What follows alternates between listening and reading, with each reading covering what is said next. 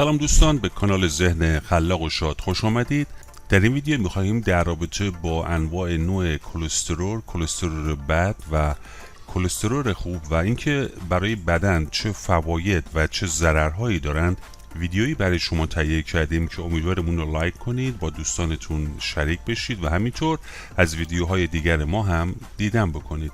به زبان ساده در کل چربی خون به دو نوع کلی کلسترول و تریگلیسیرید تقسیم میشه و کلسترول خود به دو نوع عمده کلسترول مضر LDL و کلسترول مفید HDL تقسیم میشن. در واقع کلسترول ماده ای از جنس چربی و مومی شکله که در تمام سلول های بدن وجود داره و برای ادامه زندگی ماده حیاتی و ضروری است. اعمال کلسترول به شرح زیر هستند: 1. کلسترول در غشای تمام سلول ها در ساخت دیواره های سلولی شرکت می کنند و 25% کل کلسترول بدن در غشای سلول های عصبی بوده و مهمترین پوششی است که اعصاب را عایق می کند. 2. کلسترول ماده اصلی برای ساخت بسیاری از هورمون های استروئیدی است، مثل هورمون های جنسی، استرادیول و تستوسترون. همینطور هورمون های استروئیدی که توسط غدد فوق کلیوی ساخته می شوند و پیشساز ویتامین ها و نقش مهمی را ایفا می کنند. نقش سوم، کلسترول پیشتاز اصلی اسیدهای صفراوی است که برای هضم چربی ها ضروری اند.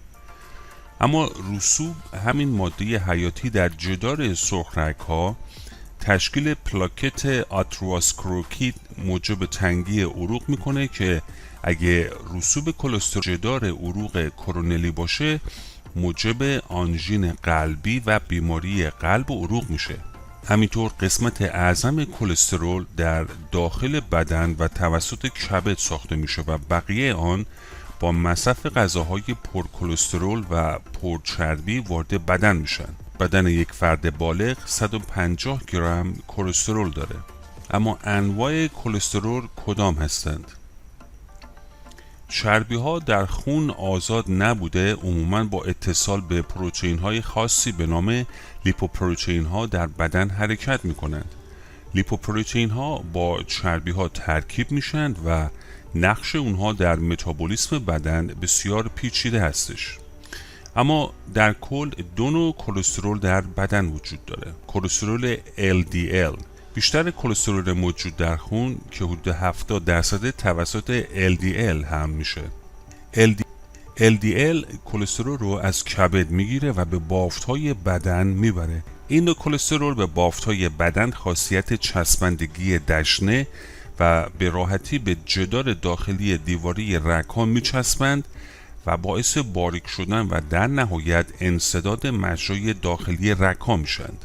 از این رو به کلسترول بد معروف هستند.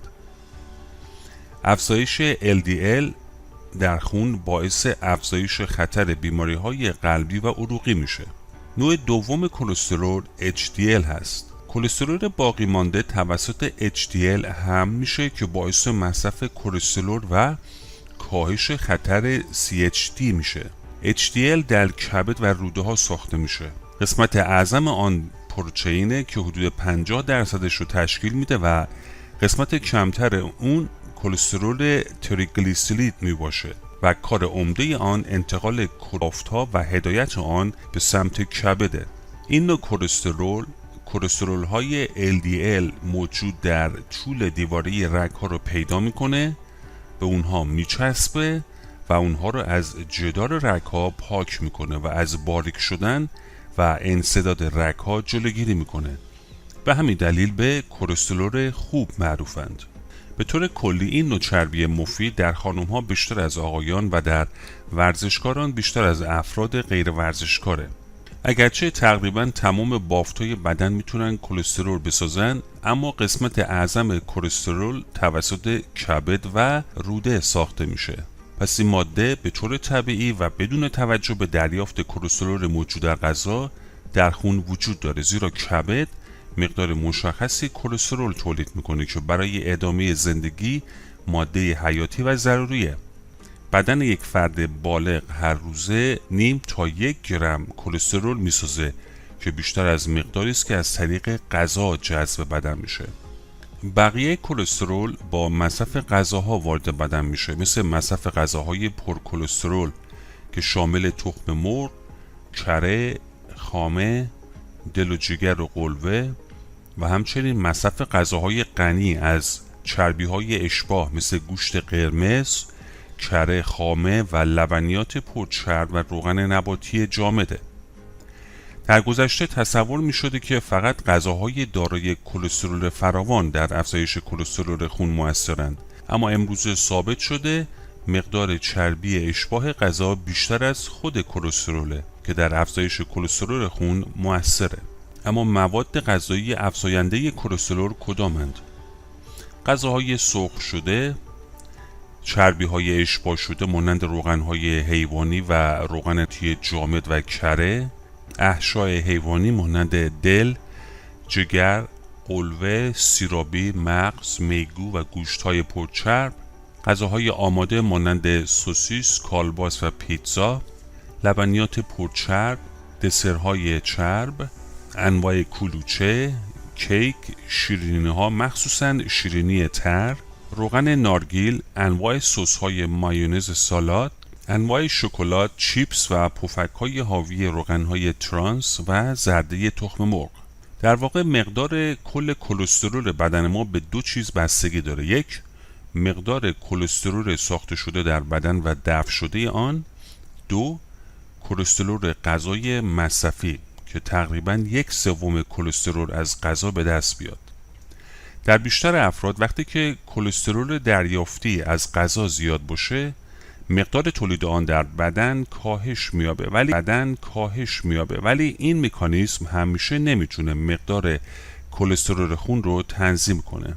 آیا فقط میزان کلسترول موجود در غذا دلیل اصلی افزایش کلسترول خونه؟ مقدار چربی‌های اشباح موجود در غذا مثل روغن‌های حیوانی و روغن نباتی جامد بیشتر از خود کلسترول غذا عامل اصلی افزایش کلسترول خون هستند. 2. علاوه بر تغذیه سایر عوامل مثل کشیدن سیگار، اضافه وزن و چاقی، مقدار کم فعالیت بدنی، میزان استرس و عصبانیت فرد نیز بر روی مقدار سطح سرمی کلسترول خون نیز مؤثره. مثلا بین میزان کلسترول موجود در بدن هر فرد و نحوه عکس‌العمل وی در برابر ناملایمات ارتباط مستقیم وجود داره. همچنین افراد عصبی و حتی کسانی که در برخورد با ناملایمات خشم خود را فرو میخورند بیش از دیگران در معرض عوارض ناشی از کلسترول قرار دارند، به نحوی که اگر این افراد در نوع غذای مصرفی خودشون افراط کنند به طور جدی در معرض خطرات ناشی از کلسترول بالا قرار میگیرند.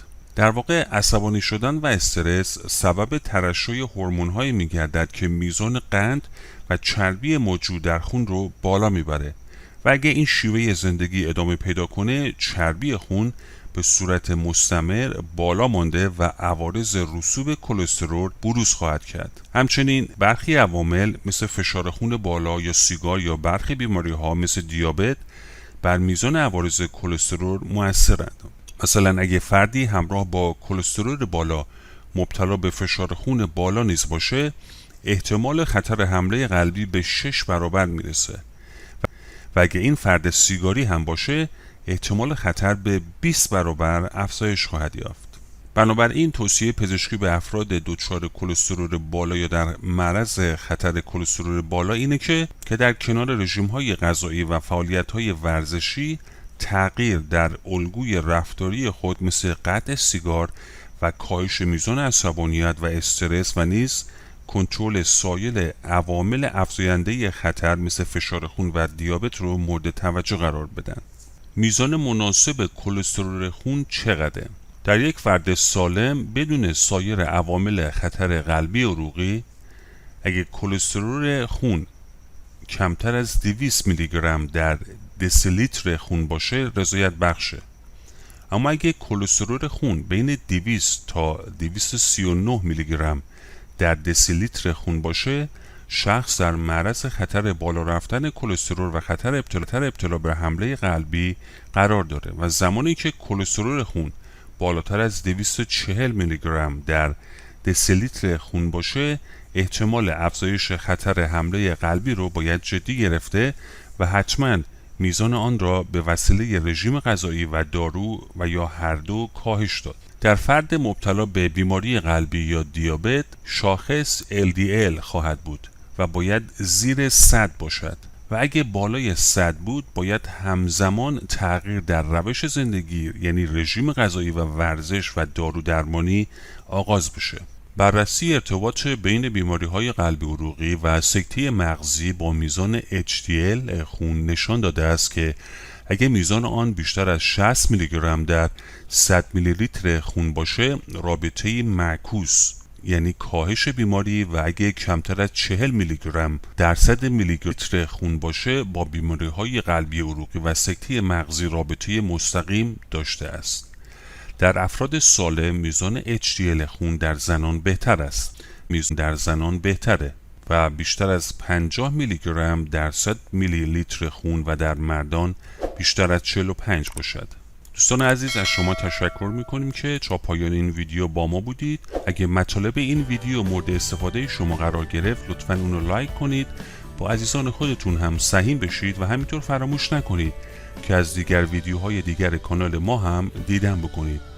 امیدواریم که همیشه شاد و سلامت باشید.